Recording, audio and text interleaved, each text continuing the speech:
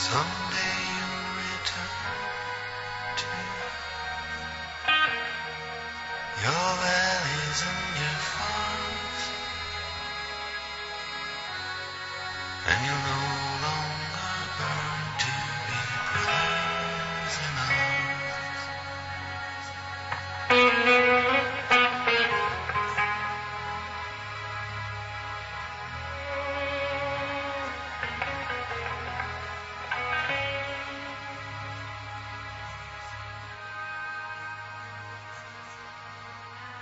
Through these fields of destruction,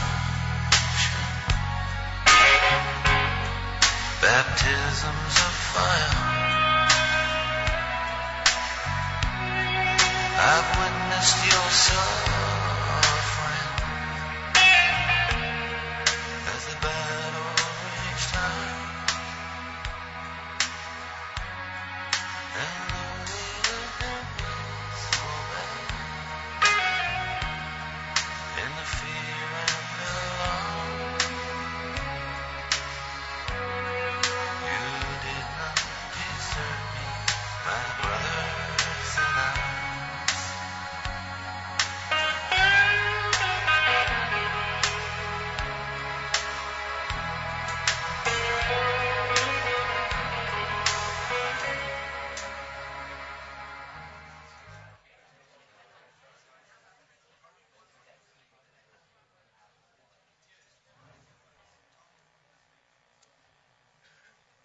Welcome to you all. Thank you all very much for coming. I'm afraid that I've had a huge smile on my face as I've been chatting here to Sabina and watching this slideshow go by, because we see Kurt in his full force of nature. It's 6 years since he died, but I think that this place really reminds me of Kurt. I feel that it's a Kurt kind of place. He would have liked tonight, I think, downstairs with a lot of his old friends and colleagues chatting and drinking. This was the kind of thing that Kurt loved, a sense of camaraderie, a sense of community, a sense of shared mission and common cause. And I think that on behalf, I think certainly of, I hope of Sabina, certainly of myself and the Kurt Schork Memorial Foundation, I really feel that we are very grateful to have Vaughan open up the Frontline Club for us, to have IWPR and Tony Borden do this now for us. This is the 5th year of the Kurt Schork Awards in International Journalism, and I feel that it's come home. London was a place, one of the places where Kurt used to go on his many peripatetic travels. He used to pass through here occasionally for some downtime, and I think that it's really appropriate that we're all here tonight. He, as all his friends know and all his readers know, was really one of the greats in our profession. And he wasn't great in a flamboyant and self-conscious way. He was exactly the opposite. He came to journalism late in life, having had a very successful career in many, many different sectors of our business and professional economies. The New York subway system, he was a chief aide to a political leader, he was in business, and he then came to journalism. And journalism was his true professional love and his real love. This was what he was all about. This is what he lived for, to simply go out and bear witness, to be there when people's stories needed telling, when people needed the light shine upon them, when people, governments and those who would do harm didn't want to have any kind of notice taken of what they were doing. Kurt was there. And he stood out amongst all of us, really, because he never would let it go. If there was a question that needed answering and the answer didn't come, he kept pursuing it until we got the answer. If there was a particular outrage, and there were many, certainly in Bosnia through the 4 to 5 years that we were there during the war, and then even after the war, he pursued it and he wrote about it, and he gave it such weight and such humanity and such passion and feeling that nobody could be indifferent. People had to care when they read what he wrote. And he wrote at a time when our generation was supremely challenged. This was genocide on our watch, in our backyard, in front of our cameras. And our generation of young reporters, as we were then, we had to make a choice. We had to decide what we were going to do. Were we going to report the truth? Were we going to tell the story? Or were we going to be, I would say, stopped by this weird notion that some might have of what objectivity really means? It was there that we were forced to confront what our profession really meant and what did objectivity mean. It didn't mean drawing a false moral equivalence. It didn't mean having a false balance between aggressor and victim. It simply meant telling the truth. And by telling the truth, it was clear what was going on. And in the end, I believe very strongly that people like Kurt and the others who did the reporting there, but particularly Kurt, made a difference. Because in the end, the reporting that he did and that we all tried to do made it impossible for our democracies in our civilized world to stand by much longer and watch this genocide and this massacre of innocent civilians continue to take place. And his legacy, I believe, is that while the world was late in intervening in Bosnia, the world intervened in Kosovo much, much sooner than it would have done if this kind of reporting hadn't happened. And that's a triumph, because that saved lives. And if we can tell the truth and save lives, that's really something special. And Kurt was all about that. So it's great that we're all here. It's great, and we will honor the winners tonight. We're very happy that Lisa is here tonight to accept on behalf of Stephen. And we're just really thrilled that we can continue to do this award. We can continue to pay tribute to international and freelance journalists and also local journalists who so often we use and rely on, but until this award, certainly in the print arena, they weren't recognized for all the incredible work they do. As I said, Kurt, after the phenomenal work that he did in Bosnia, went on to other places. He went to Sierra Leone, and in May of 2000, he was killed in an ambush along with a friend of ours, a fellow colleague. Then Sabina, his partner of a long time and fellow journalist, local journalist working and helping him in Bosnia, decided that she really wanted to do something, and along with his family and his friends and colleagues, really put this together through the force of her own personality and mission and dedication to what Kurt stood for. She wants to celebrate the person he was and remains to all of us, and that the values that he followed in his own life and which have been exemplary to all of us, even his contemporaries who were around him.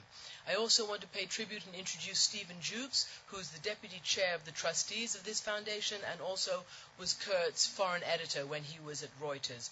I want you to come up here, Steve, and just explain these awards.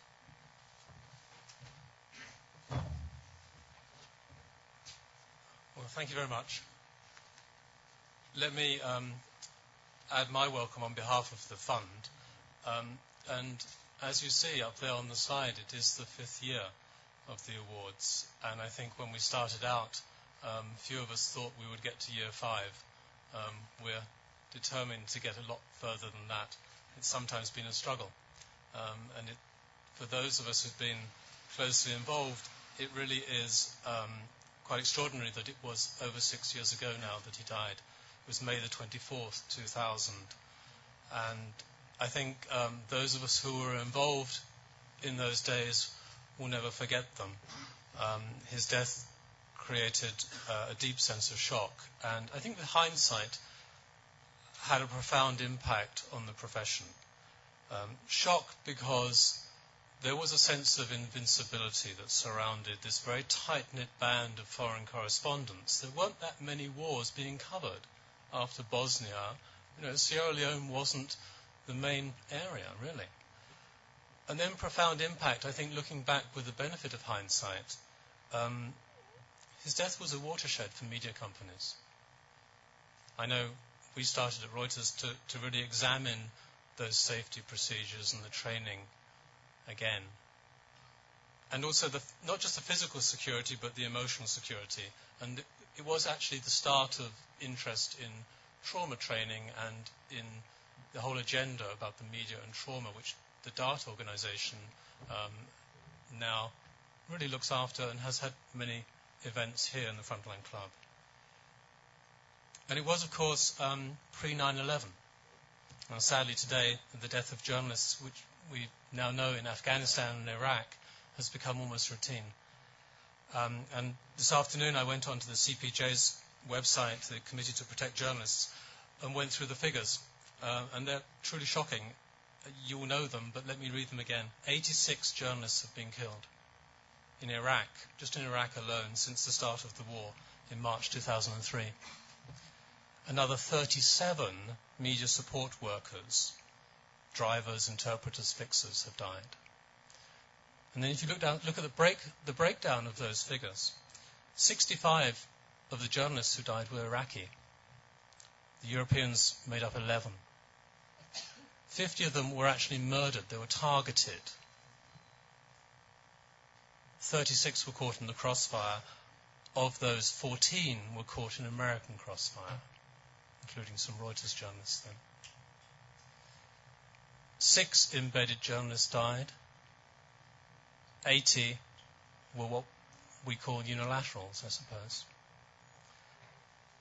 So the awards are really designed to honour and recognise the achievement of local journalists and freelancers, and those 6 years ago, how little we could really foresee how their roles would become so pivotal to covering the news today.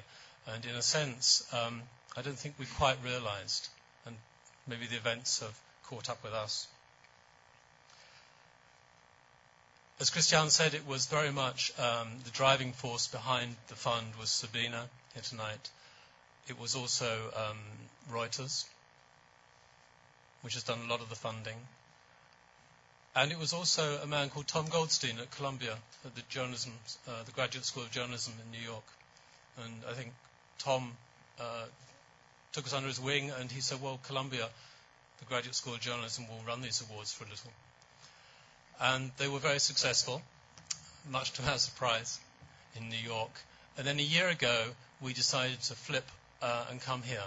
And as Christian said, I think we found a true home in London, just looking around this audience tonight. And we entered into a relationship, an agreement with IWPR, the Institute for War and Peace Reporting, because we felt that they were a kindred spirit. What Tony and the IWPR does every day is what Kurt did and what he would have appreciated. So we owe a great debt of gratitude to IWPR for picking up the reins, and especially Tony, who will talk to you, but also Alan Davis. And Alan's worked tirelessly over the past months to put this event together tonight, and we need to thank him.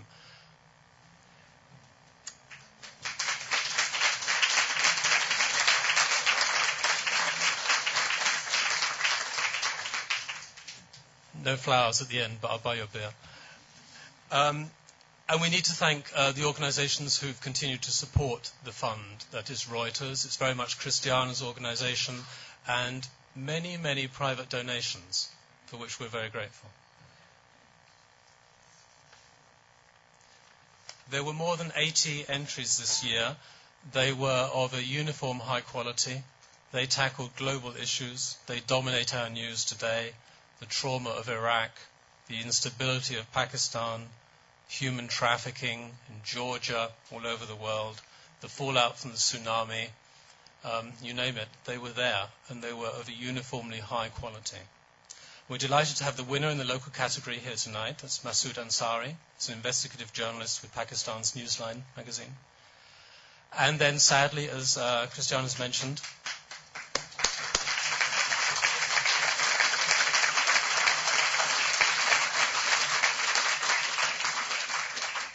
sadly, as Christian mentioned, Stephen Vincent was the winner of the freelance category, and he, like Kurt, paid with his life while chronicling the war.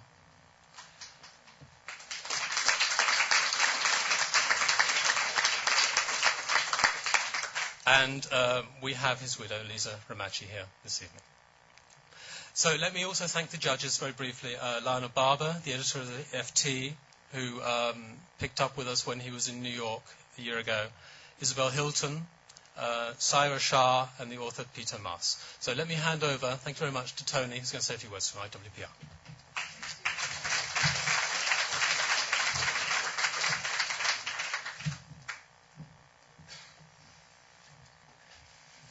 Good evening, thank you, and welcome.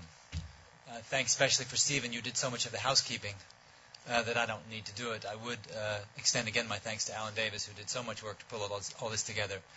And it's wonderful to see everybody here. The other piece of housekeeping I always do when I'm in this house is to thank Vaughan and Pravera and the whole frontline team. I think they have created something for us here in London.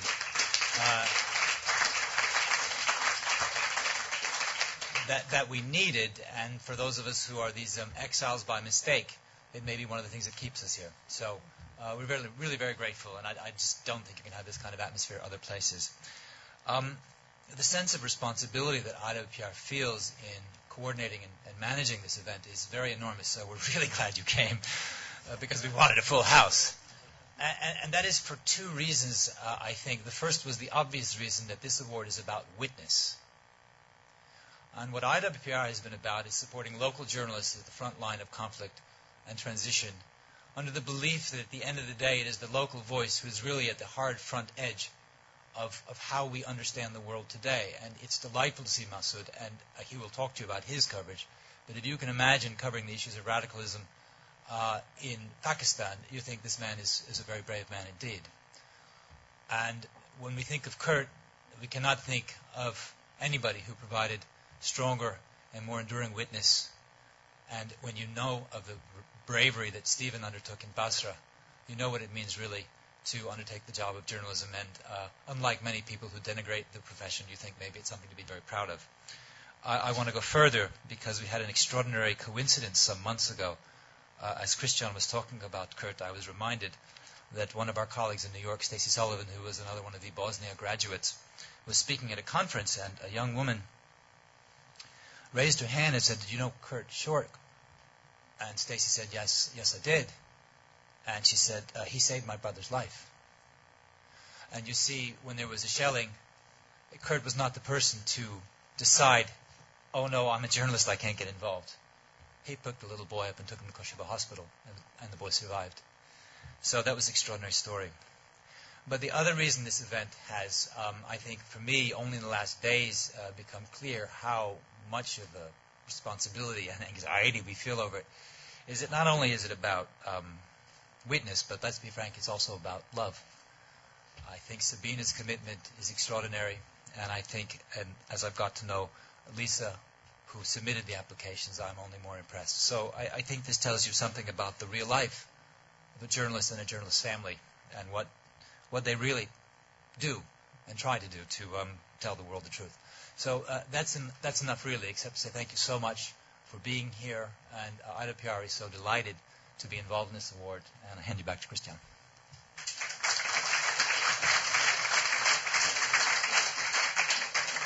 Thank you, Tony. It's 4 days since Sunday, which was Memorial Sunday.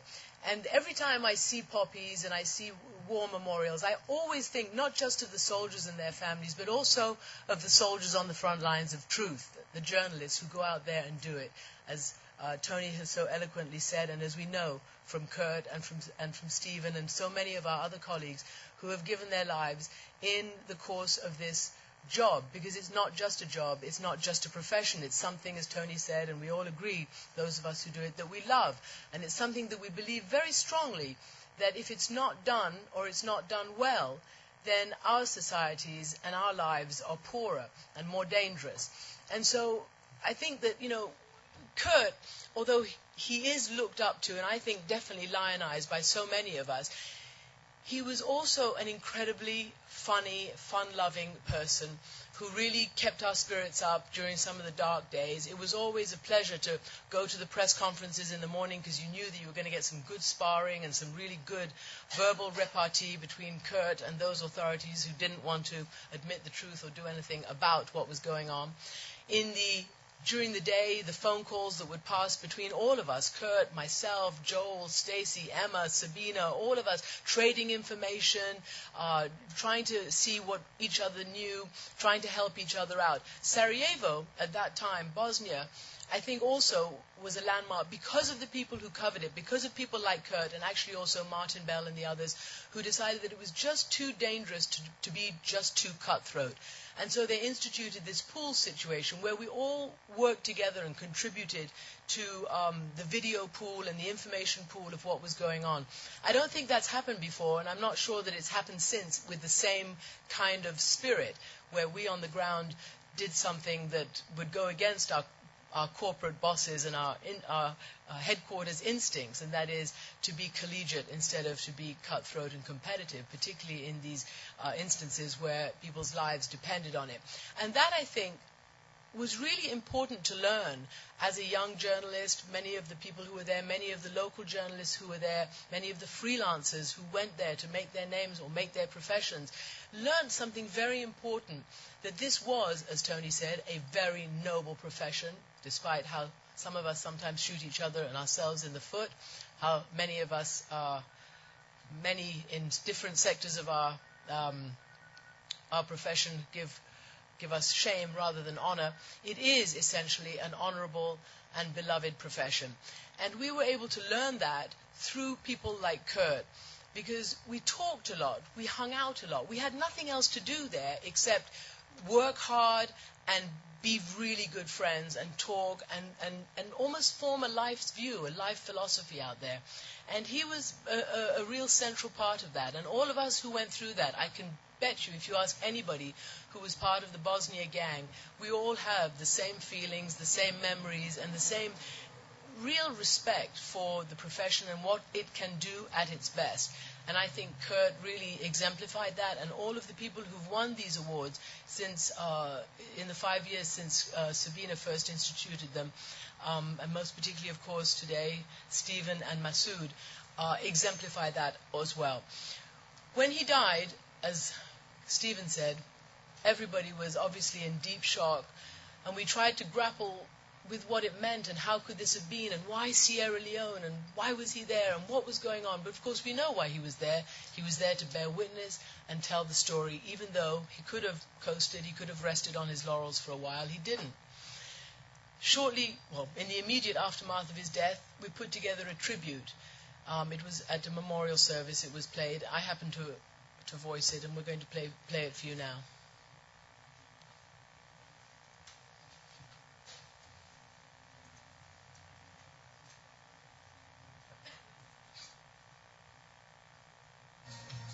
Every country has its famous journalists, globe-trotting television reporters, newspaper columnists, radio broadcasters, whose names are known to the general public as much as the newsmakers and the events they report on. Kurt Schork was not one of those people. Hugely admired within the tight war reporting fraternity from Africa to the Middle East to the Balkans, Kurt was almost anonymous to the general public, but his work lives on.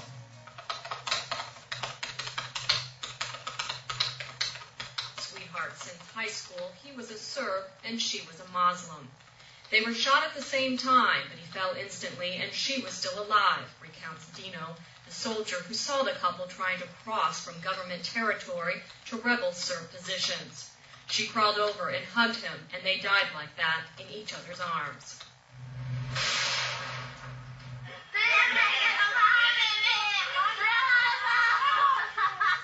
These images of Kurt rescuing people from an attack during a funeral in Sarajevo in 1992 epitomized who he was, a journalist with a passion for his story and a deep empathy for ordinary people caught up in the horrors of war. Kurt came late to journalism, an athlete, a Rhodes Scholar, democratic activist, race car driver, real estate developer, and even an executive in New York City's mass transit system, he suddenly decided to become a war correspondent at the age of 40. Writing for the Reuters news agency, Kurt worked in numerous war zones, witness to events such as the Kurdish uprising against Iraq. Everything with the young Alabama car? No. He's shooting them. No. Shot point blank by the best target.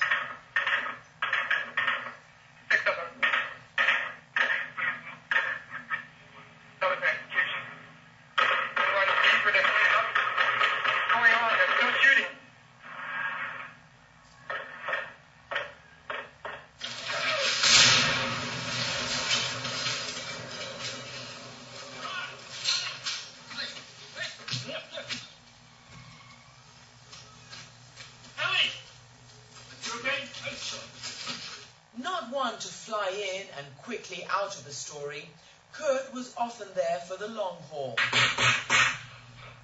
An example to other journalists, and in the former Yugoslavia particularly, a constant thorn in the side of officialdom, a thorn who many credit with helping force the international community to act.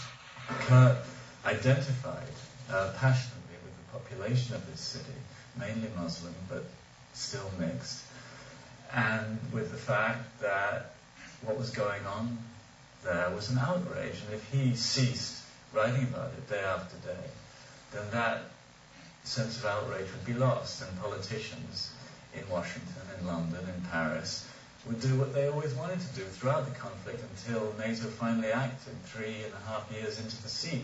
That is to say, look away. If one person, if one journalist ensured that those politicians were not able to look away and had in the end to confront the moral outrage of what occurred, that person is Kurt Schork. I never thought he was difficult. He was not. He may have been difficult with other people, but that may have been because they had their defenses up against all journalists, or maybe because he thought that officials were feeding him a lot of crap. But and he had a very good ship detector.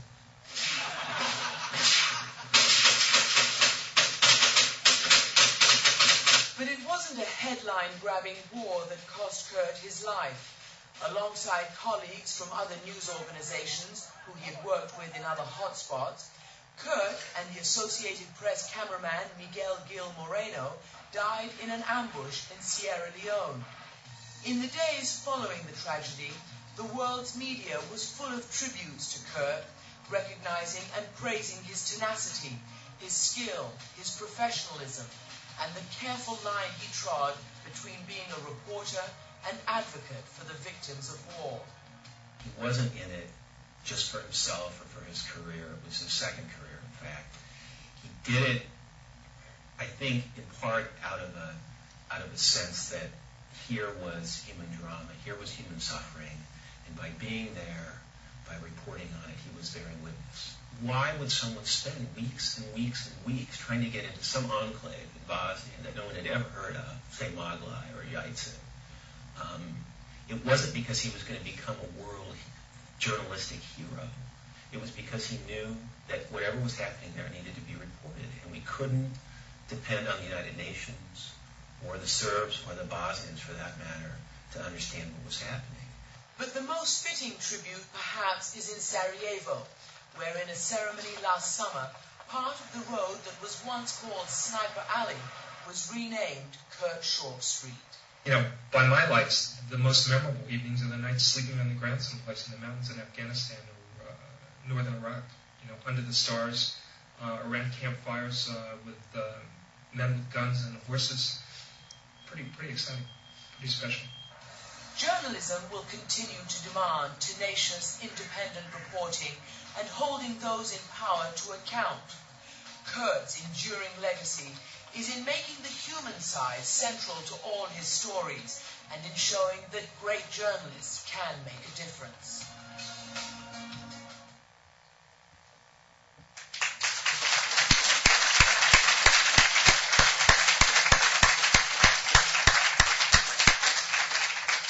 It's really extraordinary to watch that, because that was done 6 years ago, shortly after he died. And what do you see? That is the real thing. That is real journalism and a real journalist. It's not somebody playing at it, as we see so often on the television right now. It's not somebody rushing off and having the set behind them and doing me journalism. It's not somebody who sits and takes it. As Richard Holbrooke, our mutual friend and sometime antagonist, said correctly, he had a great bullshit detector. And I would wager, if there were more journalists during the run-up to the Iraqi war, for instance, who had as much of a shit detector as Kurt did during Bosnia and confronted people in power, I believe potentially he could have drawn us all along to be a lot more brave and have a lot more spine than we did in the run-up to the war in Iraq, and it might have made a difference. So the people who've won this award this year, like past winners, have been those who are judges have deemed to hold the highest traditions of journalism and to also follow the Kirk Short way, the real thing, real journalists. And most certainly Stephen Vincent was. He paid with his life while chronicling the conflict in Iraq and the rise of the insurgency. He witnessed 9/11 at first hand, and that turned Vincent from an art journalist into a war reporter. Drawn to the conflict in Iraq, he quickly built up a reputation as a dogged and fearless observer in the rise of sectarian violence. And at this point, I'd just like to ask Sabina to come up as well, because she's going to present the award. In August of 2005, the New York Times published Stephen Vincent's expose about lawlessness in British-controlled Basra. It was typified by a hit squad of Iraqi police who toured Basra in a white death car. And just 2 days later, that same car returned to take him. Vincent's body was recovered a short time later, and he is awarded this year's Freelance Prize for reporting upon the most sensitive story possible. And we're sad that he's not here, and we feel for him and his family, and we're just really grateful, Lisa, his widow, to come here and accept it for him. Thank you.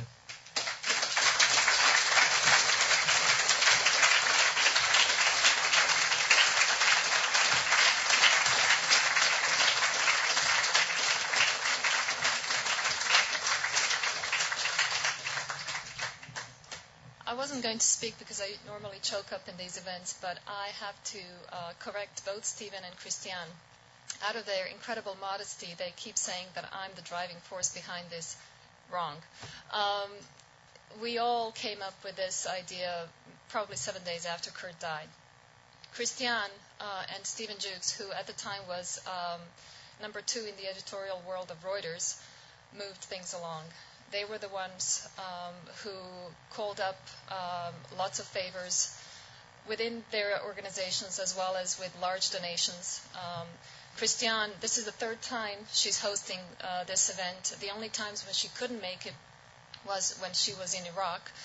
And so at a moment's notice, she flew to New York and hosted 2 events.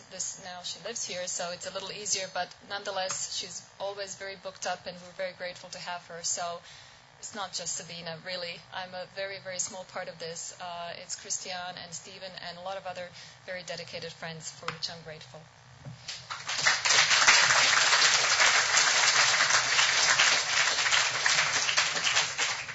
Lisa, would you say a few words, please?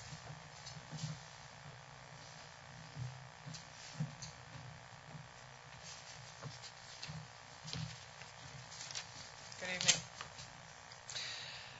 Although recipients of the Kurt Schork Award might lack celebrity status, they display immense courage, dedication, integrity, and passion when it comes to pursuing stories and issues they think the world needs to know about.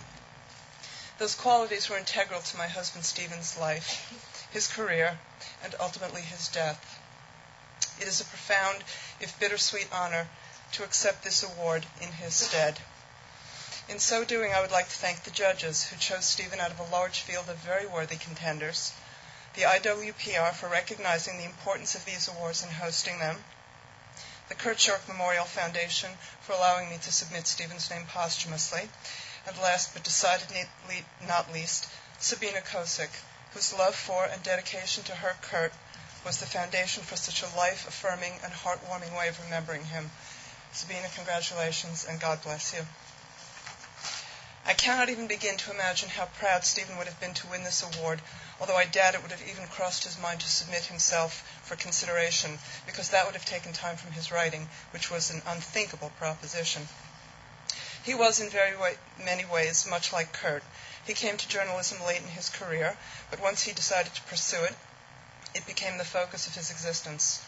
9/11 set him on his new path. He abandoned the local and art journalism he had been doing and began his travels to Iraq. He came to love the land and its people. He used to tell me he could not wait to take me there when the country was at peace, so he could show me why he loved it so much. He told me he was going to take me to the banks of the Shat al-Arab, and we could watch the white cranes fly while the palm trees nodded in the breeze. He also wanted to introduce me to the friends he'd made, to the people who helped him gather the information that became his first book, and who were helping him pursue the stories that were to become his second book. But as we all know, that was not to be. But I realized immediately after Stephen's death that I had to do something to honor him, his life, his memory. 6 weeks after his death, his friend and fellow journalist Fakir Haider, who was a stringer for the New York Times, was killed in Basra, probably by the same rogue police who had shot Stephen and his translator.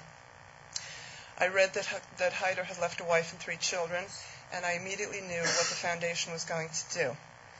So I have started the Stephen Vincent Foundation. The prize money that I receive tonight will go to that foundation. And if I may, I would like to briefly outline what this foundation is going to do. Basically, it's going to assist the families of murdered local journalists, photographers, stringers, translators, fixers. These are people who work for local media outlets. They're not affiliated with Western media. They don't have health insurance, life insurance, 401ks. Most of them are the sole breadwinners in their family. When they are killed, not only have their family members lost a loved one to violence, but they've also lost their means of financial support. What the foundation has already begun to do, and what it will continue to do, is swoop in and give these people financial assistance to help them through the initial time of grief and devastation caused by this death in their family.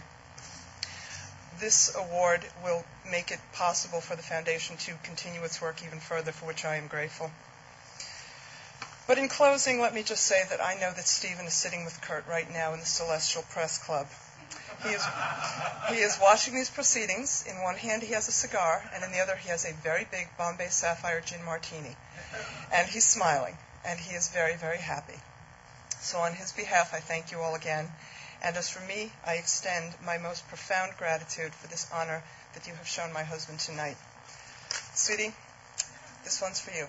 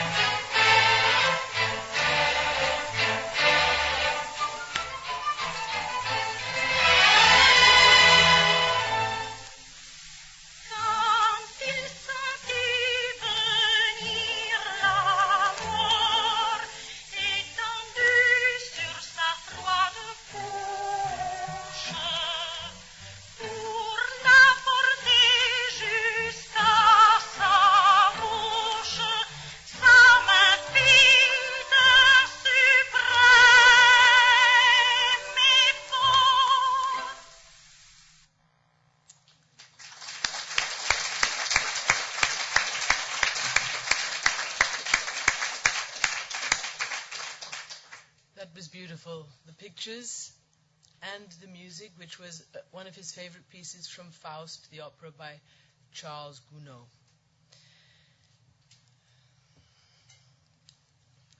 Our next winner is Masood Ansari of Newsline magazine in Pakistan, and he wins in the all-important local journalist category.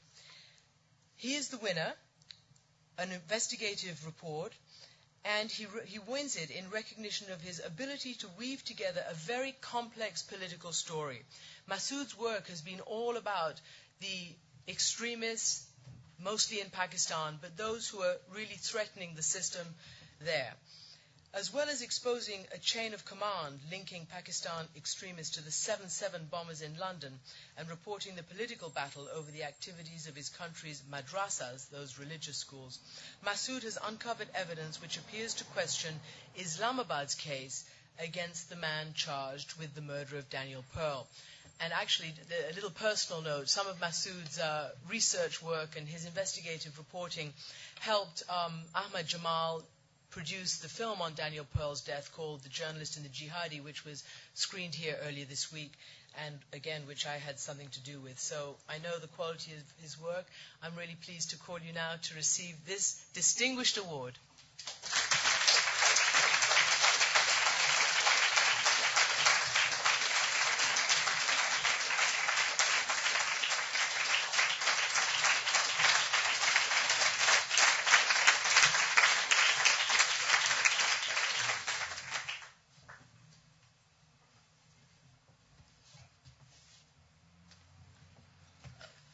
I'm grateful to the judges for giving me this great honor. As far as I'm concerned, I've always reported all my life. I don't have any experience of as a speaker. Especially when people like Christina, who are like icons in her profession, they're sitting around, and I would like to hear from them then to say something. Really. But I'm grateful to the jury for choosing this honor as a great honor. I'd like to attribute this award to my mom, who raised us single-handedly, and she set these, highest standards for us. Thank you. Thank you, dear.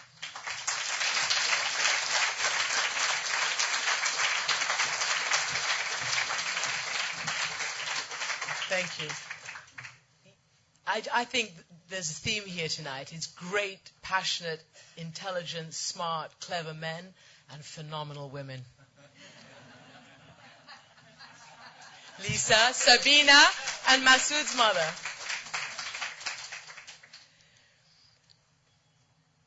Now we're going to enter the second part of the program, which is a tradition at these awards, and that's the panel conversation that we're going to have to talk about one of the issues, which is in fact central now to what we're all going through as journalists. And it's basically the proposition is, with technology forcing media change, will the future belong to local and freelance journalism?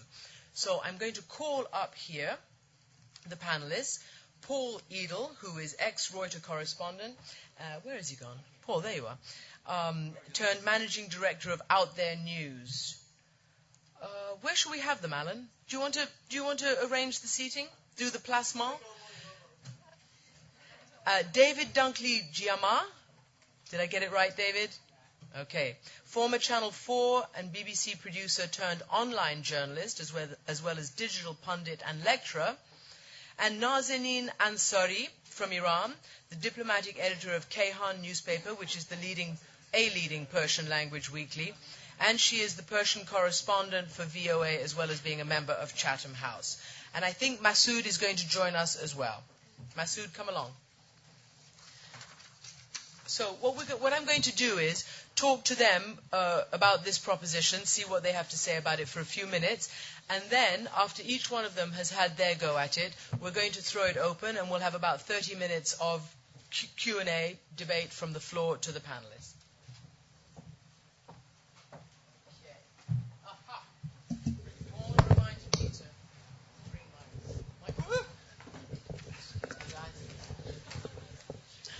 So,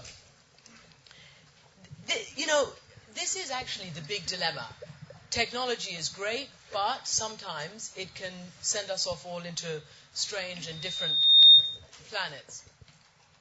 There's a lot to be said for the blogs, obviously for the internet, obviously, but there's also a lot that's suspect about it, and that may or may not need some not control's not the right word, but we have to potentially maybe regulate it a little bit in that, make it have some journalistic standards and rules. I don't know. That's what I've been thinking about. Paul, as an ex-Reuters correspondent now with your own company, what do you think about this? What has this online technology done for journalists such as the ones we honor here tonight?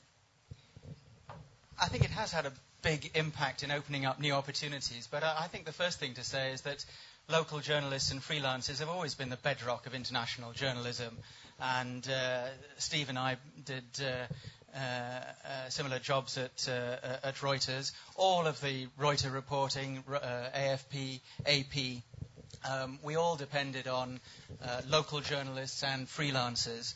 I think the only question is whether we always give them the credit which they're due. At Reuters, we would always try to give the byline to the person who'd actually been on the scene. That isn't always easy to do in television. A lot of people behind the camera contribute a lot that isn't seen. I don't think that the arrival of the internet has fundamentally changed that, and I think we should recognize that local and freelancers have always been the basis. But there are new opportunities, and we found that when I left Reuters and started an online news network in an attic with another Reuters refugee. We were able to build a network of 40 stringers around the world reporting for AOL and our own website. We'd never been able to do that before the internet and before the cheap technology. You know, we did internet chats for AOL from Basra and Mosul in the late 90s with a little satellite phone and a laptop. This technology has made big changes. We see now Al Jazeera, which has just started, and some of them are here tonight. That's going to be a big opportunity for local journalists and local voices, which they're deliberately encouraging. People who might be, the AP, the assistant on a film, has an opportunity, I think, through Al Jazeera to be the director, to make the film. Current TV is coming here next year, has already had an impact in the States. Al Gore's new internet cum satellite channel, where anybody can offer a film and be paid for it. But I think the trouble is that we haven't yet worked out how to get paid in this new medium. We certainly never worked it out when it was text and pictures, which is why I now run a television production company, where at least you do get a budget. And I think the cautionary note is that the people who are benefiting most from the new technology, perhaps the propagandists, the people who work for free. I've just made a film about jihadi videos and who watches them and who doesn't. And the production quality of these documentaries being produced by Al-Qaeda in Iraq and Afghanistan is really strong. They're doing it all for free, and the internet makes it possible. So that's a thing to ponder. David. Well, I think for me this question is the low-hanging fruit, because it's easily picked off, and I would probably say an unequivocal yes. And if I can just probably give 3 examples of that. I've just returned on a round trip through Berlin from the International Video Journalism Awards, where most of the top winners, in fact all the top winners, bar a couple of so, Ruud Elmerdorp, a fantastic, I think he's Danish journalist, who did Joseph Koenig. He's a freelancer. And recently, just on this round tour, just come back from Howden, the Press Association, where I'm involved with the Press Association, actually just training newspaper reporters to become video journalists. And that's been increasing over the last year or so. The other 2 examples I would probably give in answer to the question, and forgive me if it sounds like I'm name-dropping, but around February, or thereabouts last year, Riz Khan was over at my house with his laptop, having just returned from the Hajj, as we were busily editing something that he was going to put on BBC World. Now, Riz is a great advocate and fan of this digital technology. So, until he actually joined, Al Jazeera, he was a big fan of going freelance and doing his pieces. I can go further back to around 92, 94, when I used to freelance for the African Service. And I remember very well, I sort of got myself up and went over to South Africa to report from places like Katlehong, armed with my Ewa, and I had some some of my master's students here now because I teach. They don't know what a UO is, so I'm going to have to bring one in one day. So I had my UO in one hand. My Sony, however, allowed me to do many more things.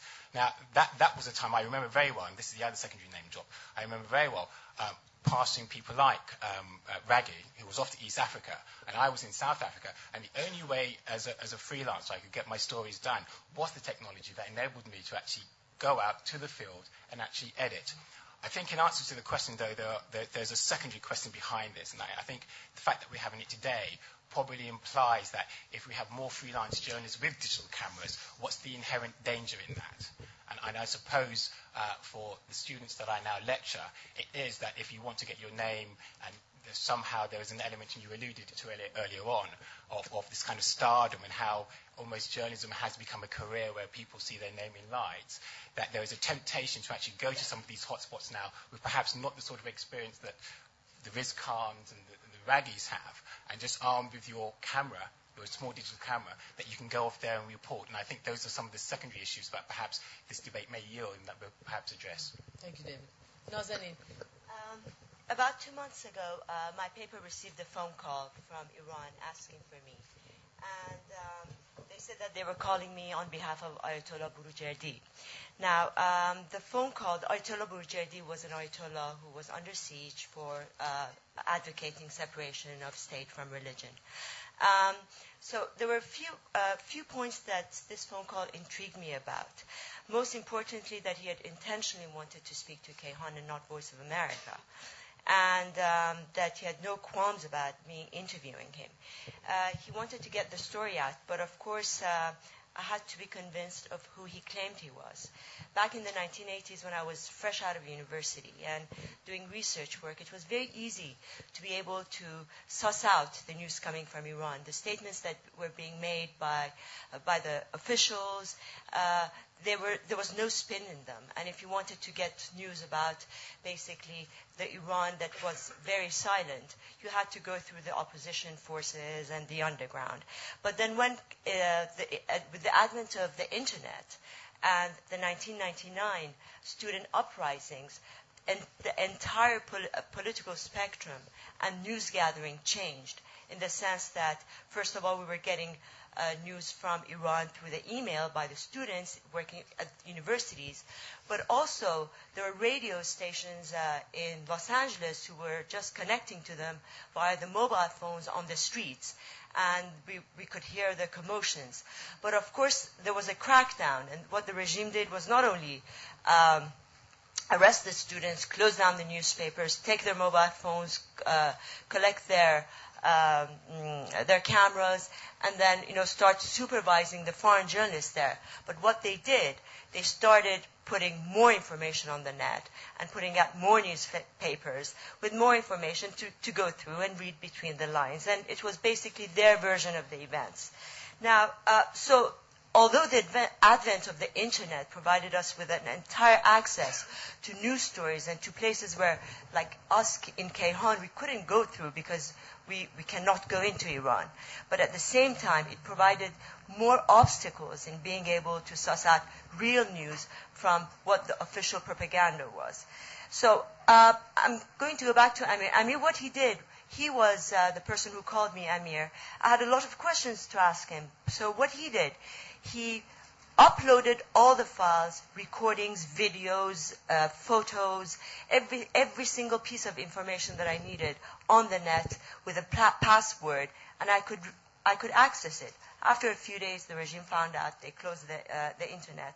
But he also put me in touch with Ayatollah Burujerdi. I spoke to him. I spoke to a few people at the scene, and I could understand their feelings through their tone of voices. But then I could also read between the lines of these news stories coming out on the official websites. On the night when the Ayatollah was arrested, Amir called me. There was a big crackdown by the security forces. He used his mobile phone to take me to the different so-called fronts that he said that I'm taking you to the northern front, to the southern front, to the eastern front, and there was all this commotion coming up through the phone. He also put me on the phone with other student activists, that suddenly I realized that, yes, the student activists that I had known in 1999, they had joined this crowd by the Ayatollah. They had arrested the security guards. They had let them go, but they had kept their photo IDs. They sent that through the email to me. But what happened was that I could not see their faces. I could not see the faces of the supporters. I could not talk to the security guards who were there, the supporters, the followers, the bystanders. And unfortunately, I couldn't find any reporter inside Iran to go there because of the security situation. Either foreign news organizations would tell me, this is not a story we're interested in, because our readers are not interested in. They couldn't understand the gravity of the matter. Or they were also scared about their offices being closed, that they wouldn't have access to news information anymore. So I think that a reporter on the scene could do so much more that I couldn't do. They could feel their eyes. They could see the twitches on their faces. They could see the perspiration or their body language, their posture. That speaks volumes. These are things I couldn't do. So I think the role of journalism in observing, questioning, analyzing, and documenting events is so much more critical today than it ever was. And courageous, fearless, and determined local reporters and freelance reporters are so much more needed today than ever to venture out into difficult territories where the faint-hearted like me would never dare to go or cannot go. And they can allow us to hear, to smell, and to see things, to get to the stories that people want for them to remain buried, and to be at the right place at the right time. And I think today more than ever we need to have three-dimensional perspectives on stories. Thank you. Thank you. Masood, in Pakistan, how has the technology helped you in your investigations? Has it or not? Well, I would like to get into something else then too. I mean, I would definitely answer that. That has definitely helped all of us. This internet revolution, and everybody has got access to information. I mean, as I said, I'm not a great speaker at all, and I would really like to hear from you because you're more. But frankly, the couple of things I'd like to ask that, as somebody quoted that 80+ journalists that died,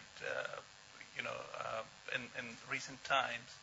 I'd like to ask a question that, for this, and I was reading some of the reviews today that's Al Jazeera television, they've launched a channel.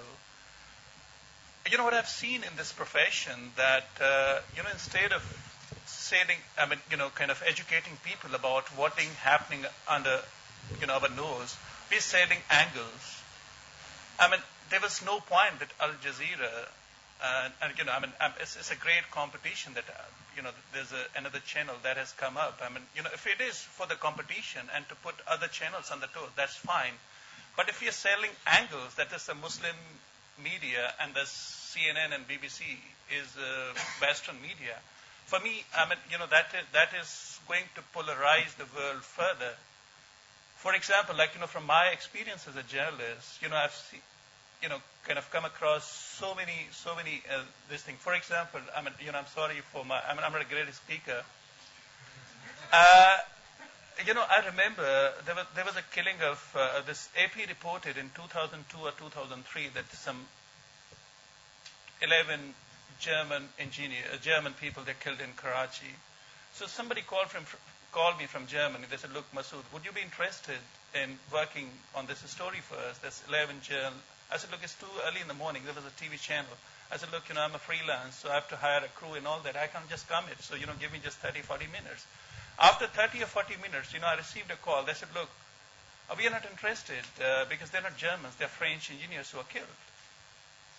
So the point is, are we educating people that what is happening? Are we selling? Because there was no German angle, so they were not interested. There were 42 Pakistani soldiers, they were killed last week. But the British media, they were more interested in the little girl and the parents, they're fighting on a custody case, the Molly Campbell. So the point is, as a journalist, there's a lot of journalists, they sacrifice their life going to different conflicts. Should we follow their footsteps to, they are there to sacrifice their life, to educate public and to, kind of make this world less polarized. But the point is, all these media organizations, they are interested more in angles, like Canadian angle, British angle. For example, Christiana, she has covered all these conflicts. What if, she's an icon. What if somebody asked him that, look, we are CNN, that we are only interested in American angle, then really kind of a story which is there. How would you, what would be your this thing? I'd really like to hear from you. We don't want to go there. Thank you. Shall we open it? Well, the answer is we have two channels. We have CNN USA and CNN International. That's the answer. That CNN International does, world reporting, and CNN USA has an increasingly American-centric view of what's reportable and what's news. No, but still, I don't know. Hold on, let's stick to the point for the moment. We're talking about technology forcing media change. That's a little bit of a side issue, which we will come back to. We will. I just want to know if anybody has any questions on this particular issue. For instance, with such a huge proliferation of the ability for every Tom, Dick, Harry, and Jane, and I don't know who else, to become a journalist, how do we maintain integrity, credibility, trust? How do we know what's being put out there? Does anybody want to weigh in? Go ahead. Stand up and yell.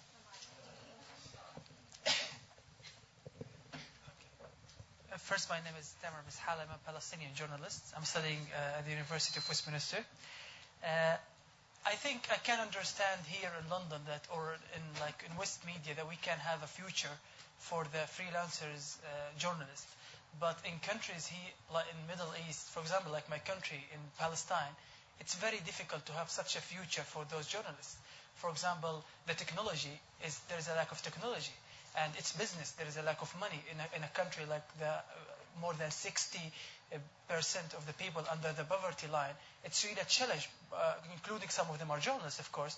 It's a challenge to have your own job as a freelancer.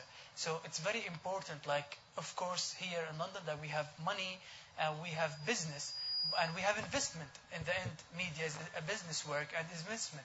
But if you come to a part of a world which is the poverty is really high, it's really a challenge for a journalist to buy all of these equipments and to have his own job. So the hope for most of the journalists in Middle East to work with West media in order to have an easier way to send their message and at the same time to feed themselves.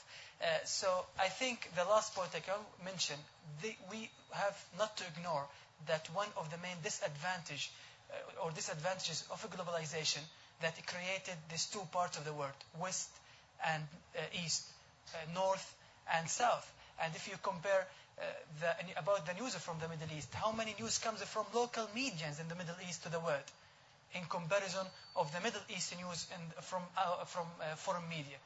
If you go, it's really, there's no comparison. And this is, we have to not to ignore that the West media has dominated the Middle East and the West and these countries. Okay. So I'm really appreciating all these awards that supporting the local journalists in these poor areas in the world. And this, of course, will increase to have more future and better future for the journalists. Thank you very much. Just to comment on that, thank you for that comment. You spoke about basically the lack of resources, that you couldn't go out and do this kind of use this kind of technology because you can't afford to buy it, basically, to be a standalone journalist. In other places, such as in Iran, you actually can't be a freelance or an independent journalist and get anywhere, not in the terrestrial sphere anyway, because every journalist has to be accredited by the Ministry of Culture and Islamic Guidance. And so what I think is interesting about Iran, you might want to talk about this, as all these you remember after Khatami came in 98, there was this huge explosion of newspapers, and it was really cutting edge. It was reform done through journalism. Then he went and all the newspapers got closed down, many of the reform newspapers, and now a lot is happening on the blog and on the internet. In fact, quite a lot of sort of unbiased and credible information from Iran is coming out on the internet and on the blog, and they're playing a very sophisticated game of cat and mouse with the authorities, because the authorities find out about the blogs, then they are able to shut them down, and then they have to create new blogs or then get onto the internet. There's a lot of sort of word of mouth, because emails I don't think yet they can close down. So a lot of information, news information, is going around on emails. So it's actually a lifeline for people who want information in places like Iran. But do you have a comment on that? You're absolutely right. As far as the news right now is concerned, I mean, there's a crackdown on the students, on newspaper journalists, and everything. And most of the news is coming in the blogs. I mean, this Ayatollah Burujerdi and his supporters were arrested. Most of the news have been on blogs about their treatment in prison, the fact that he has suffered a heart attack. One man, 40-year-old man, unnamed, has died. Kianush Sanjari under torture. So these are all in blogs. They're not in mainstream newspapers, and you're absolutely right. But also the official news websites, which is very interesting. You can find certain stories about them, but then they're hidden. But you can go and access it if you really look hard. And there is a dueling websites and blogs, because the president of Iran has set up his own website as well. What about, though, the issue of proliferation? How do we know who's credible, who's telling the truth, what's real, what's not? Paul? Same way we always did, I think. Well, not really. No, I think the rules are different on the internet. The rules are different. I think about the way that credibility is built. We're very used in the pre-internet world. We think we know what makes something credible. We think that we know if we meet somebody in person that we can assess them more easily than in the online world. I think that the lesson of the net is that online communities are very good at weeding out the fakers and the hypers, and that there's a degree of self-regulation. The area I know best about is the slightly sort of bizarre world of jihadis on the net, and often that's the first question I'm asked when we're analysing something that's come out. How do you know it's genuine? I've seen time and again where people, where an offbeat comment has been posted on a message board, and immediately there's been criticism from other members of that community saying, no, that's just not right. It gets kind of weeded out. So I think that using the normal journalistic crap detection and it's a Hemingway quote originally, isn't it? It's in the... but anyway, normal journalistic discrimination and watching the way that trust builds online, I think we can do a great deal. Mm-hmm. Does anybody want to talk about that, or anybody have a question from the audience? Actually, I'd like to say something. What I reckon, even there is advancement of technology, but it's just a question of trust from the people who are actually into the conflict. For example, the jihadis, they tend to release their own movies, then or whatever the documentaries or the footage they release on their own, then to trust any individual for whatever may be the reason. For example, I know I've been to Afghanistan so many times, and recently I interviewed, some of the Taliban commanders. But it took me several months to convince them that, look, I'm not a spy, or I'm not anybody, and I'm just a journalist, and not here to put you in any kind of trouble. It's also the question of trust. I mean, there may be, advancement of technology, but the thing is, how we should just, overcome this. As a journalist, as a professional, sometimes, there is a big problem that some of the newspapers and media organizations, they're using journalists as spies. For example, even a Daniel Pearl case, when he was kidnapped, they said he's a CIA stooge.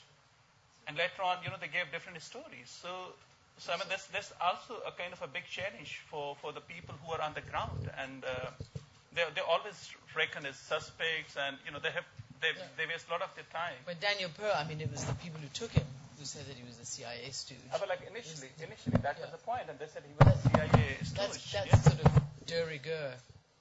And unfortunately, people always accuse us of being that. Go ahead. Thanks, Peter O'Neill. I just wonder whether there's another area which you've got opinions on about how you penetrate it. And that's sort of the new bureaucracy of the multinationals, whether it's multinationals or American companies working in Iran, getting lots of money. There's a whole PR apparatus which has been there quite some time, but it's expanding dramatically, particularly for American companies, whose business can't be looked at closely because they're not government. You can't get somebody inside to blow the gaff, and even Enron took a long time to come out. So what are your views on that? Is that more dangerous, in fact, than because they're the ones who implement the policies and provide the weapons or the phony food? Not in general. In general. Well, I've done research about investment into Iran by certain companies. Of course, one of the things I found out that it is very difficult to find financial information from companies inside Iran. As soon as you call, they're very suspicious. And so they pass you around, so this so-and-so is not in the office or whatever. But if you call them parent companies, their headquarters outside, they are used to very much being transparent with journalists and providing the information. You can always go on the net. And more companies in Iran as well, they're putting more information on the net. But still, you have to have the eye to do lots of research and groundwork, and also sometimes call in, try to get information without them knowing that you're trying to get information. But it is possible, but it's very difficult. I think one of the things that has emerged through technology, and it's something that a very clever chap called Harold Reingold kind of paying, is it's this idea of the smart mob. So even though we've talked about the internet and blogging, and it has its kind of, obvious negatives to it, but it has extreme benefits insofar as when you get groups of people who are pursuing a particular case and are able to unravel issues that as a solo journalist or otherwise you couldn't have done. And you can talk about the Bush issue over his war record, which was kind of unveiled by these kind of bloggers, and there are many others as well. So I think that the idea of smart mobbing to me has been one of the facets that has kind of emerged from the internet. And the idea of trust, we've spoken about trust. I can remember, and I think everyone here will remember that around, whether it was 95 or 96 or whatever, when the net was just coming into its own, there were huge issues over whether there were any veracity, whether we'd be any trust, whether we'd be able to believe it, etc. And I think what's happened is there's been almost this kind of self-censorship, self-policing among some of the very good sites that we all trust today. I can go to Newsvine, I can go to Marumushi. These are sites where people, you, me, etc., are hitting, and we're getting the news because we know quality people are going there. So I think there's something to be said about it. However, having said that, and I want to raise a small issue about technology, and I recognize the divide. Ghana TV, who I did some stuff with a while back, huge organization, only had one camera between 200 and its whole newsroom to do absolutely anything. And often that one camera would be following the president. I worked with a guy who would know, Edward Boateng, and Edward Boateng organized for us to deliver DV cams to them and go and train them and take them to South Africa for their very first outside broadcast, the first time many of them had traveled. And within a period of kind of 3 days, trained them how to use DV cams. And in the space of a week when they were over there, they made 7 one-hour programs, their programs. They kept on, and in fact, what we did on the first day was pretty interesting. We locked them in a room and said, you're not allowed to watch any news from any of the other networks. This has got to be your interpretation. I remember when one woman called Akushika went to Soweto, saw it and went, well, this is Soweto.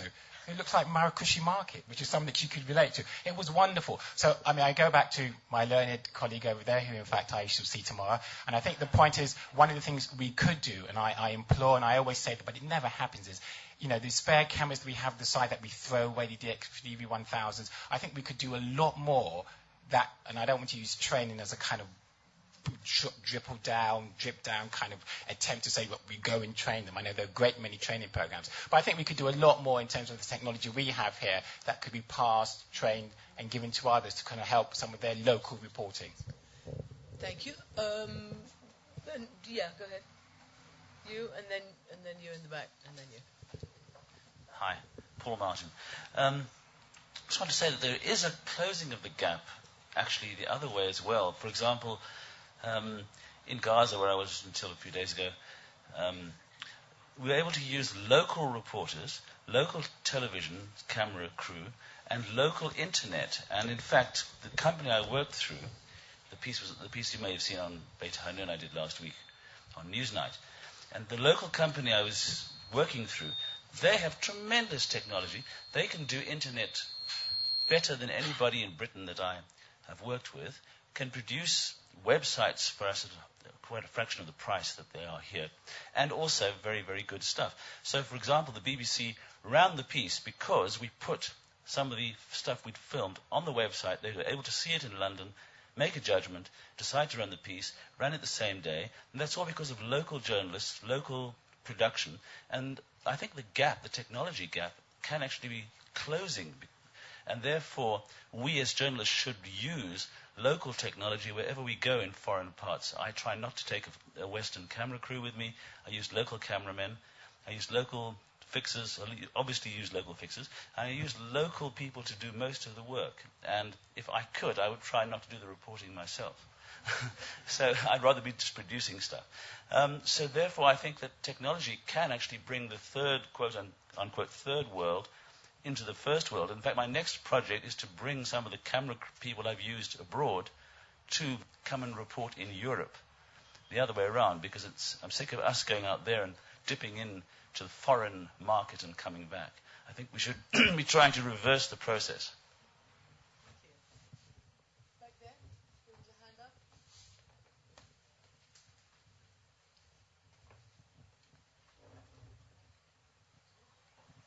Hi, my name is Tabang. I have 3 questions for the panel. First one is citizen journalism in terms of technology.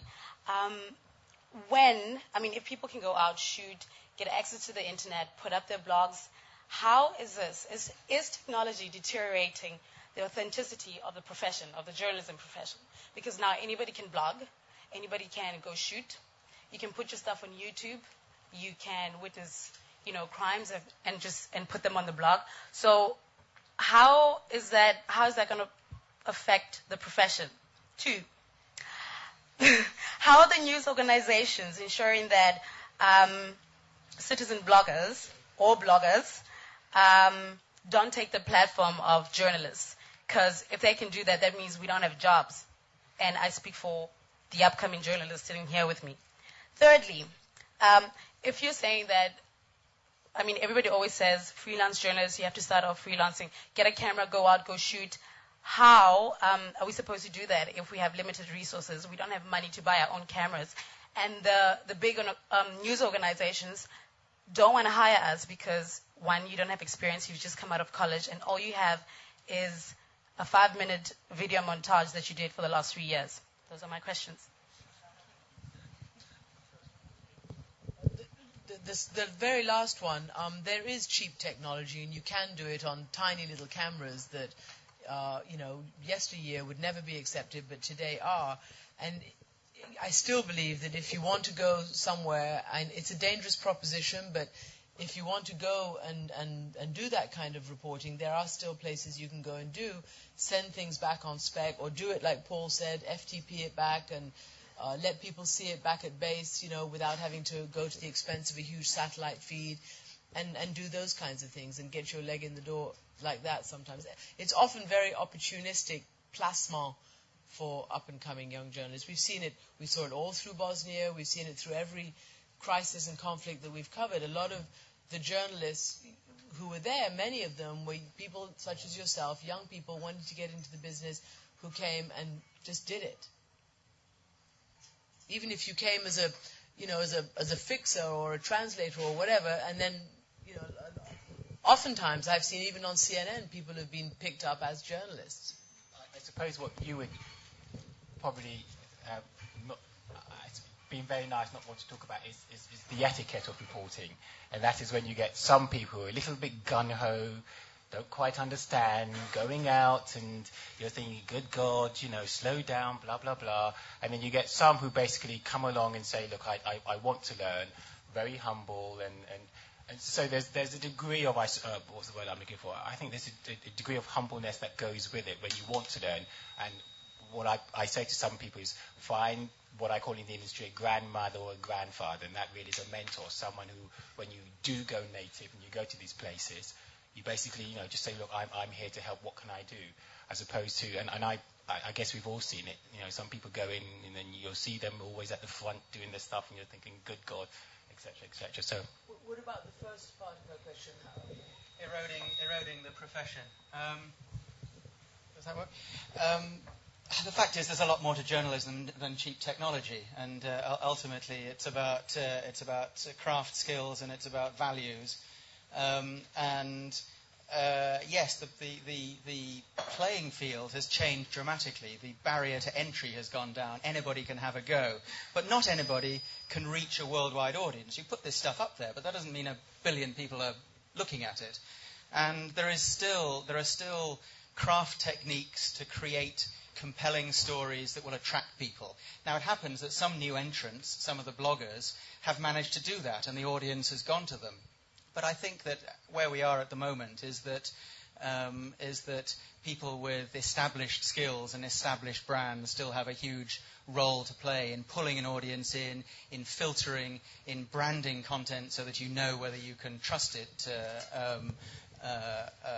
or not. So, much is changing, much is opening up, but the basic rules remain the same.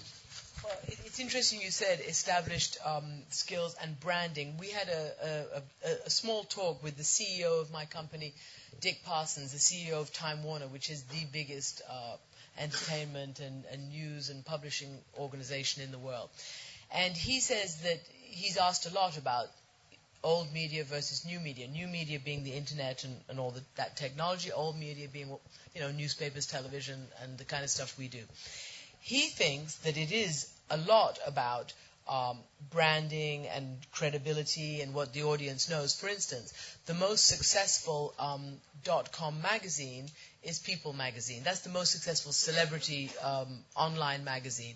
Why is that? It's because people who are going online know the brand name People from the magazine. The most successful news net on the news website is CNN, because people know CNN. And so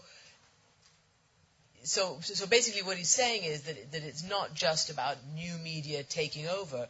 It's about the sort of credibility, about all that kind of thing.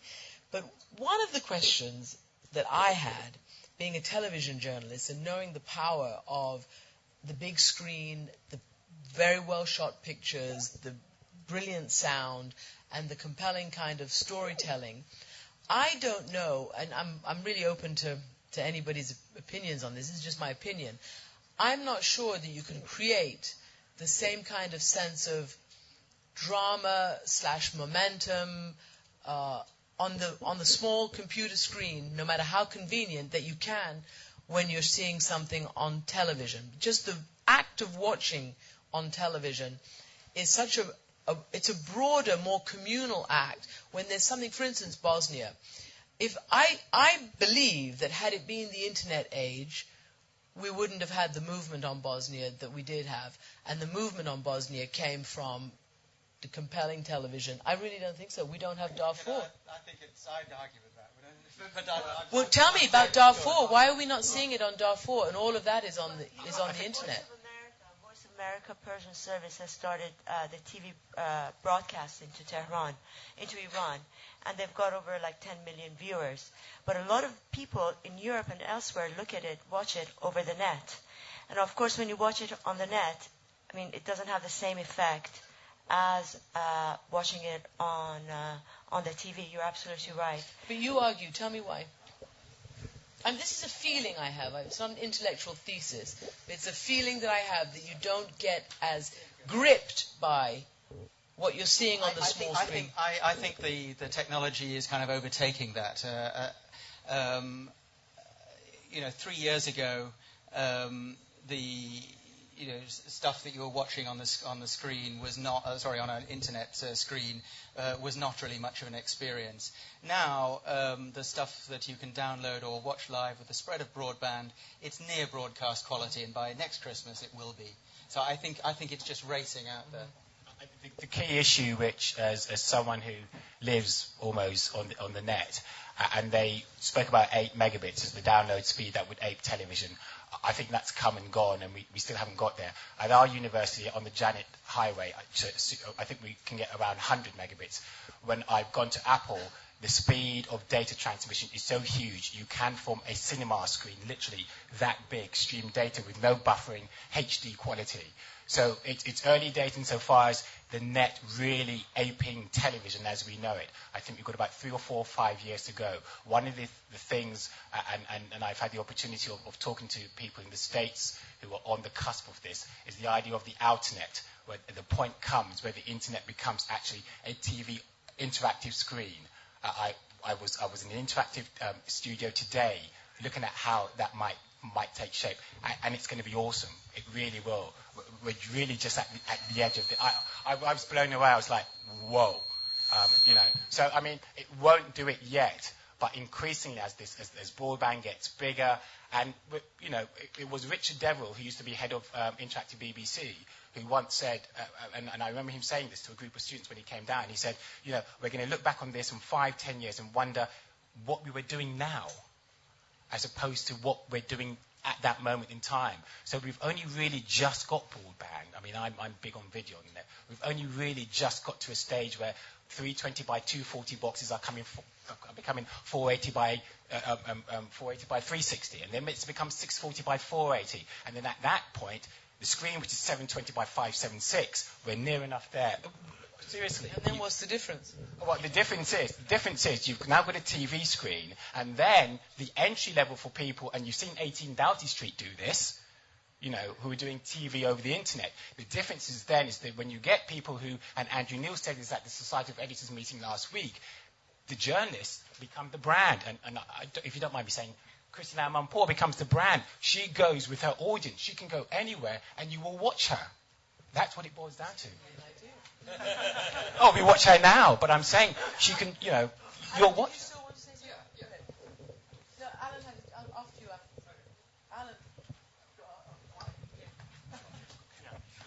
Hi, I just want to say Alan Davis from IWPR. There was one word I was going to put on that question, and it was advertising. I think we need to talk about advertising. I think advertising or technology is driving advertising. Advertising is following technology.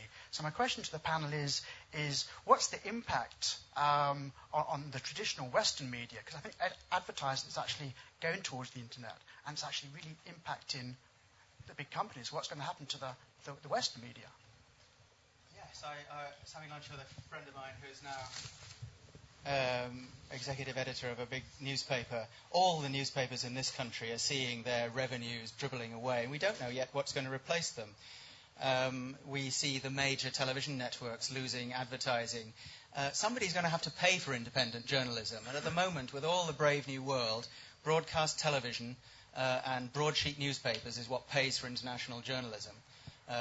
Freelancers, local staff.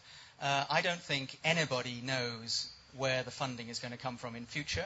And I think that if we say that there are going to be many more freelancers in the future, maybe it's because big news organizations are going to be cutting down on staff. That's been a pattern for the last 20 years because the decline is that long.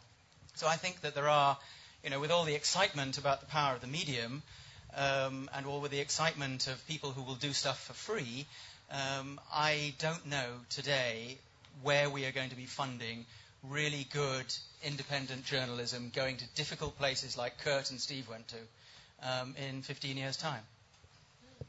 That's good. The head of Johnston Press, they've just appointed someone who's going to be tracking this at the University of Lancashire. And a couple of weeks back, he announced that, in fact, they will start at the point where they start rolling out video, etc. They will want the public, those who are watching this, to pay. I don't know what scheme they have in place. Suffice to say, I think, and Alan spoke about it, we've witnessed in the last couple of months the two crossing over, advertising on traditional TV. This was in Google a couple of days ago, or in newspapers, is declining as that on the net is increasing. They are trying to find ways. I know, not the journalism site, but heavy.com, which is youth TV plus some other aspects, has huge people like Coke and all the huge advertisers on board. So at the moment, the real work's being done by the advertising community who are now trying to find ways where we can actually make this stuff work, either by donutting reports. BMW, for instance, sponsored TED, Technology, Entertainment, Design, a wonderful site. Al Gore, very funny on it, blah, blah, blah. So I think gradually, again, I think we're early days, but I think it is coming along. Ahmed, you had a question. I've been a producer of television programs, and I think what you were saying earlier, I think we have a fragmentation, not just of the audience, but there's a lack of brand loyalty to different television channels, so that you don't watch BBC, like there were people who would just watch ITV or BBC or Channel 4. So there's a fragmentation of broadcasters. And through the new technology, as you were saying, you have loyalty to a personality, say Christiana Manpour. You know what I mean? So I think that is where things are heading, in a sense. And this fragmentation may, end up later on where advertisers hook onto a personality and put there. So from big institutions, it might become individuals who become the source of, where people watch and where advertisers target, I think. Can I just say very quickly, we shouldn't be surprised. We've seen this with DJs on radio stations. Why should TV be any different? Like DJ, if you're into whoever, Rod Smith, and he's on Capital, and the next day he goes to Virgin, a whole swathe of people follow that person. So why would TV, and we've seen it with TV anyway, where people move over and we follow them. I've said enough, but I'll be a big fan of amonporbut.com, but I just don't think that, that fragmentation, who is going to pay for the expensive, difficult, dangerous coverage of Sierra Leone and Liberia and Sudan? And already we're having, I'm sorry, I'm talking loud now. Already we're having difficulty enough covering Darfur. Yeah, thank you, old technology. Anyway, so I fear the effects of this fragmentation.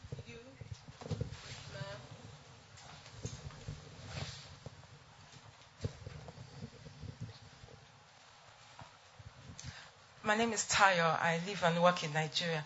I just want to pick up on the point of, we all agree that technology brings all kinds of images to the whole world. And somebody said something about credibility against fake stories. I just want to bring up the point about positive and negative images.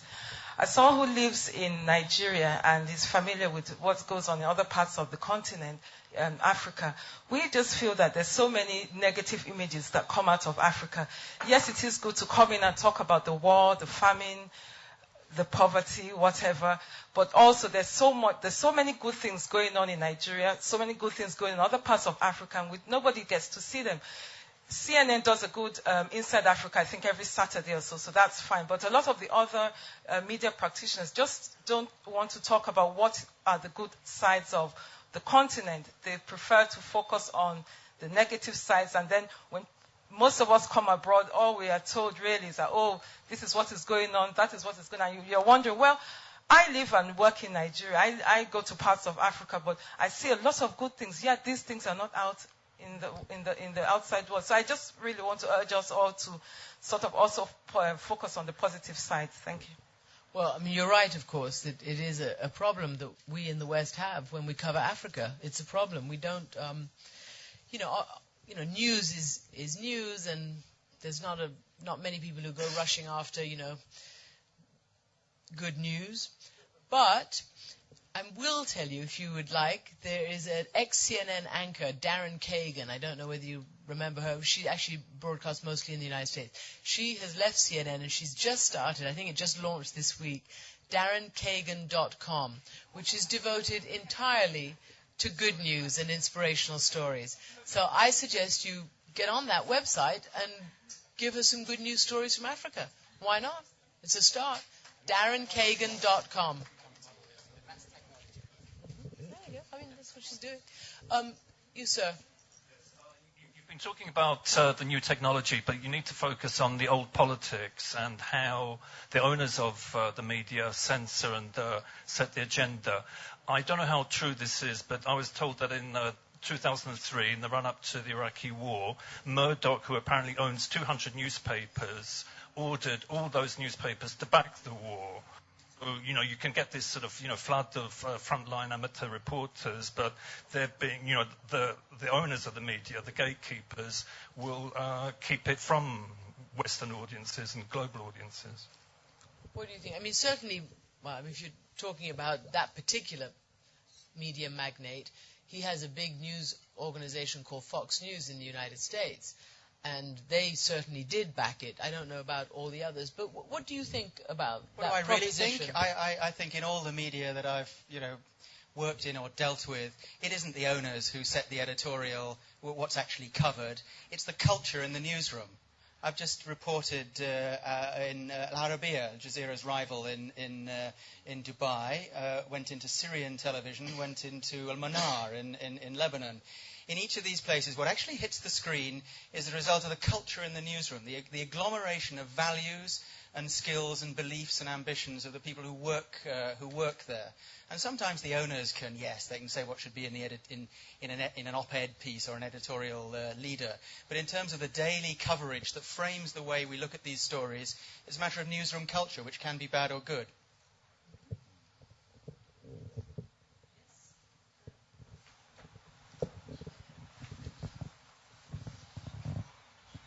Hi, my name is Deborah. I'm a freelance journalist and a human rights student. I wanted to pick up on something Christiane said about television news, because a lot of what we're talking about seems to be quite negative about fragmentation. And as a journalist, I've covered new media quite a lot. And couldn't you argue that because new media is allowing the production of news to be cheaper and more independent, we, as public, are less reliant on mainstream media dictating what the news agenda is. So we don't see Sudan much on television, but if you Google it, there are loads of small independent news stations, and internet news stations are much cheaper to run than a big CNN television network.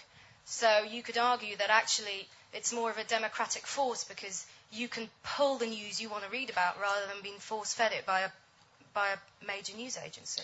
Yeah, I mean, I don't think anybody's disputed that. I think the whole point of the internet is actually to increase the democratization of the availability of news. My question was to the effectiveness of it, basically. I mean, this last week, Naka Nathaniel, New York Times, has just gone back to Darfur again to report. I think he said this time they're taking the NBC along with them. So, and he's a solo journalist. With Christoph, they're going to do more reports in that region. So we talk about some areas that are underreported. This is a classic case of a good journalist, an award-winning journalist, two for that matter, going into an area and actually kind of, pulling some of the news we don't get here. I hope also, I haven't seen it yet, but John, who's here, was telling me earlier on about the stuff he's seen on Al Jazeera and the fact that they've started in regions that be careful how you phrase this, in regions that in the past perhaps traditional news sources wouldn't have started. So perhaps we can, cross our fingers and hope that they sort of maintain that. And it makes the world a lot more interesting insofar as where they're purporting that they're going to go and report as well. I agree. Yes. Sir. Hello, my name is James Baylor-Smith. I'm an aspiring journalist, multimedia journalist. I just wanted to pick up on I wanted the panel to comment on something that I've been noticing recently is The Guardian have been getting their journalists to do video diaries of their assignments, and it's something they've just started in the last couple of months. And it's obviously the future for newspapers with the convergence of media. The Guardian obviously is leading the way, going online in the British newspaper industry. And I was just wondering what the panel thought about how this is going to impact on print journalists. I mean, are they going to be forced, if they're going to get paid by these news organisations, to be multimedia journalists, and how is that going to impact on the print journalism? Well, that kind of really falls into... I'm sorry. Ask it. Go. No, please.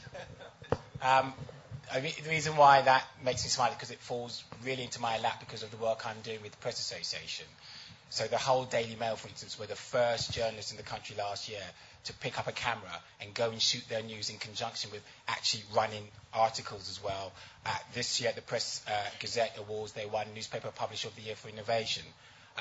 There are various other. Liverpool Echo, about a month ago, shot a riot. No, it wasn't. It was a gangland funeral. They shot that. Now, this has to tickle anyone who thinks newspaper journalism doesn't have a future, in some guise, because they ended up selling that footage back to the BBC in Grenada, who bought it and actually broadcast it. So that, from where I sit, I think The Guardian is doing well. We're yet to understand what The Telegraph's going to do, but I do have someone there who actually I trained about 6 months ago, who was at that time on the Manchester Evening News, and from what I understand, they're also in the trenches trying to get video journalism and multimedia going. I think there's a crucial issue here for newspaper journos who will probably at this moment be apoplectic with rage, and it goes something like this: that when you pick up a camera and you shoot, what happens to the story you've got to file on the day? And it's a bit of an albatross around a newspaper journalist's neck, because they go outside and they have to do a video journalism piece, and then they also have to do a written piece as well. It's getting a little bit much of them, and I can tell you from whence I've just come today, Newcastle, I've just come from the last batch, and it's the same question again. So, there's a broad evolution. I won't call it revolution. There's a broad evolution that's taking place, particularly with video. And because of all the research they've done, I'm an advocate, so I'm sorry, you can throw as many mud pies as you want to at me. I'll stick by it, saying, but it's what we do with it. And video journalism, we know the debate going on with the BBC and its localised TV, and we know the ongoing war of attrition between the BBC and local news editors about who's going to be doing what on what patch. So it's happening. The question is, how you make it, how you facilitate it, because it will happen. And it's happening vice versa too. Certainly CNN for sure, and I'm sure many other broadcasters. We journalists not only shoot our stories and do the TV report, but we also have to do .com and pipeline and headlines and this and that. I mean, it's just endless. We have time for one last question. That lady there. Well, I'm sorry, it's not a question.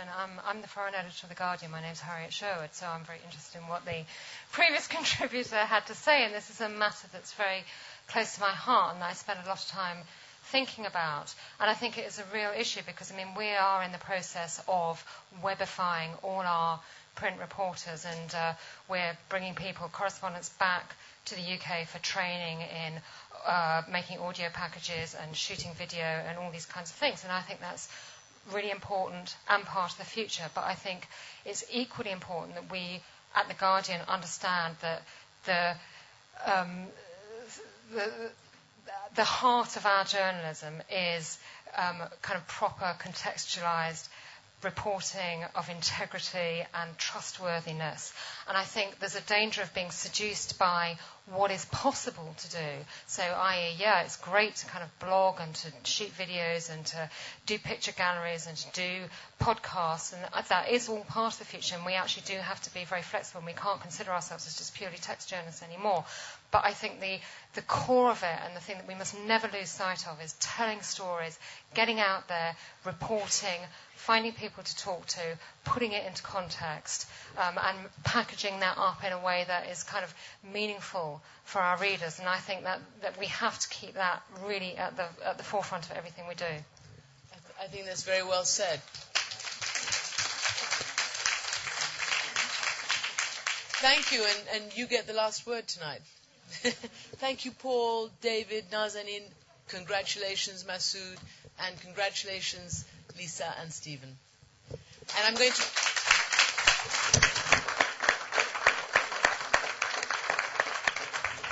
I'd just like to hand over again to Stephen Jukes for a final word. Yeah, actually, I get the last word. Sorry about that. Kurt was pretty good with the typewriter. It was, I can't do it holding a microphone, but it was like that. And he was a dab hand with a satellite phone from the worst places you could ever imagine, as you know.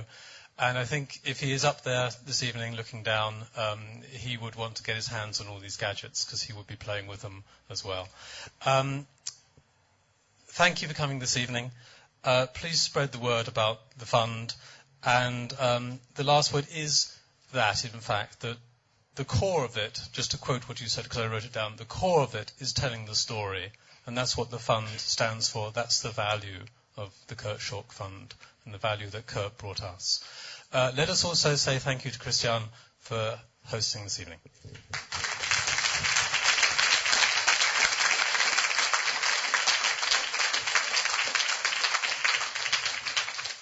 And thank you to the Frontline Club, and there is a bar downstairs.